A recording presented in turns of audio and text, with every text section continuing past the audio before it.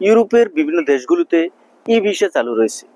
তাহলে ইউরোপের এই সমস্ত দেশের এম্বাসি যেহেতু ইন্ডিয়াতে অবস্থিত, সেক্ষেত্রে আমরা কেন বা কি কারণে আমরা ইন্ডিয়াতে যাওয়ার প্রয়োজন পড়বে? যেহেতু ই ভিসা আছে, আমি ঘরে বসে বা আমি যে কোনো জায়গা থেকে কিন্তু এই বিষয়টা কালেক্ট করতে পারবো। ই ভিসাটা হচ্ছে ইলেকট্রনিক ভিসা। আপনি যে কোনো জায়গা থেকে আপনি যদি প্রসেসিং করতে পারেন বা আপনি যদি ওইভাবে আপনি সাবমিশন করতে পারেন, আপনার ভিসা সম্ভব। তো এখন বিষয় হচ্ছে ভাই, আমি তো এই ভিসাটা আমি ঘরে বসেও নিতে পারতেছি, কারণ এটা আমার ইলেকট্রনিক ভিসা, অনলাইন ভিসা। যে কোনো ভাবে হোক আমার এটা আমার ইমেলে চলে আসবে এই ভিসাটা, এবং সেটা দিয়ে আমি যে কোনো দেশে ভ্রমণ করতে পারবো। তো যাই হোক, তার জন্য কি আমার ইউরোপের যে দেশগুলোর ই ভিসা চালু রয়েছে, সেক্ষেত্রে আমার মানে ইন্ডিয়াতে গিয়ে ভিসা নিয়ে আবার এম্বাসি ফেস করতে হবে? এটা না সেটা না। দেখেন, একটা বিষয় কি, আমরা বাংলাদেশী নাগরিক হিসাবে আপনি যখনই একটি দেশের জন্য আবেদন করবেন, আপনার যদি বিগত বছরগুলো বা অতীতে কোনো ভাবে বা কোনো সময় যদি আপনি ইউরোপের বিভিন্ন দেশে ভ্রমণ করে থাকেন, সে পর্যায়ে বা সে ক্ষেত্রকে কেন্দ্র করে কিন্তু আপনি ইউরোপের অন্য যে কোনো দেশের ভিসা নিয়ে আপনি প্রবেশ করতে পারবেন।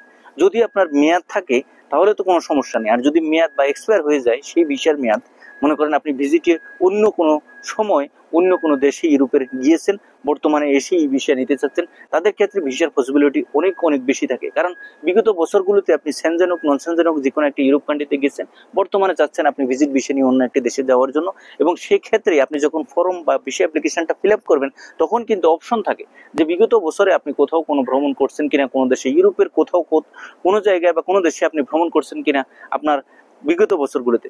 সেখানে যদি আপনি ইয়েস দেন, ইয়েসের উপর টিক মার্ক দেন, তখন পরবর্তীতে সেই দেশের যে দেশে আপনি ভ্রমণ করেছেন সেই দেশের নাম আসে, সেই দেশের নামের পরবর্তী পর্যায়ে আপনার ভিসাও স্টিকারও কিন্তু তারা অনেক সময় চায় আসলে কি সত্যিকার অর্থে আপনি ভিজিট করছেন কিনা।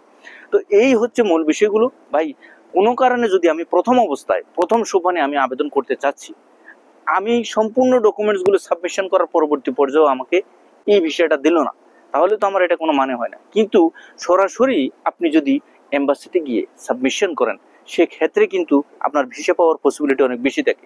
মূলত এই কারণে বলতেছি বা বলেছি অনেক ভিডিওতে যে ভাই, আপনি যদি ভিজিট ভিসার জন্য ইউরোপের নন সেনজেন ভিত্তিক যে সমস্ত দেশ আছে এগুলোতে যাওয়ার জন্য যদি আপনি ইন্ডিয়াতে গিয়েও ফাইল সাবমিশন করেন এম্বাসিতে, তাহলে ভালো একটি ভিসার পসিবিলিটি থাকে। এই হচ্ছে মূল বিষয়। যারা ইউরোপের বিভিন্ন দেশে যাবেন, বুঝে শুনে সামনে অগ্রসর হবেন। ধন্যবাদ।